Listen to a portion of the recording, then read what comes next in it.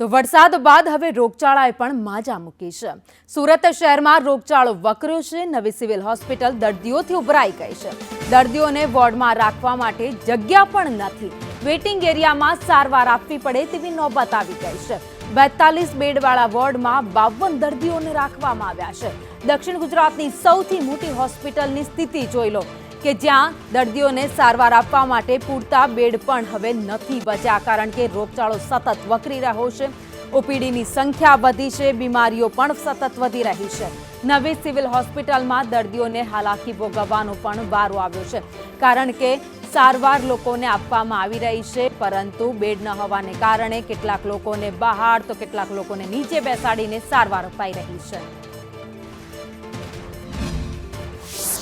ચોમાસાની સિઝન બાદ સુરત મહાનગરપાલિકામાં રોગચાળાએ માથું ઉંચક્યું છે અને સરકારી હોસ્પિટલ છે તે દર્દીઓથી ઉભરાઈ રહી છે। સુરતની નવી સિવિલ હોસ્પિટલ છે, દ્રશ્યો જોઈ શકાય છે કે અત્યારે આ રીતના વોર્ડમાં તમામે દર્દીઓ છે તે સારવાર લેવા પર મજબૂર બન્યા છે। સાથે જ વાત કરીએ તો જે રીતના દર્દીઓનો ઉભારો થયો છે, ત્યારે સુરતની નવી સિવિલ હોસ્પિટલમાં અત્યારે એવી નોબત આવી છે કે સારવાર માટે વેઇટિંગ એરિયામાં એટલે કહેવાય કે હોસ્પિટલના વોર્ડની બહાર દર્દીઓએ સારવાર લેવાની ફરજ પડી રહી છે। ત્યારે આપણે જે કહેવાય કે અહીંયા હોસ્પિટલમાં જે કર્મચારી છે તેમની સાથે વાત કરવાના પ્રયાસો કરીશું કે કેટલા દર્દીઓ આવી રહ્યા છે। બેન, કેટલા દર્દીઓ છે અત્યારે?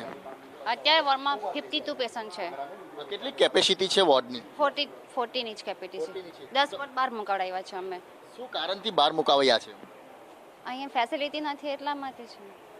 તો દર્દીઓને તકલીફ પડે છે? તમને તકલીફ પડે છે? કોઈ તકલીફ પડે છે?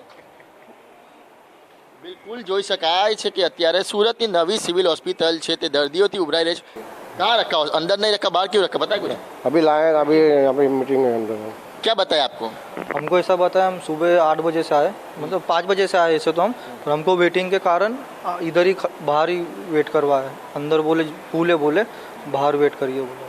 સુરતની નવી સિવિલ હોસ્પિટલ આવેલી છે, જ્યાં ગાડી એક વોર્ડમાં 42 જે કહેવાય કે દર્દીઓની કેપેસિટી છે, ત્યાં 52 દર્દીઓ અત્યારે આવી ગયા છે અને બીજા દર્દીઓને અત્યારે વેઇટિંગ એરિયામાં સારવાર આપવાની ફરજ પડી રહી છે।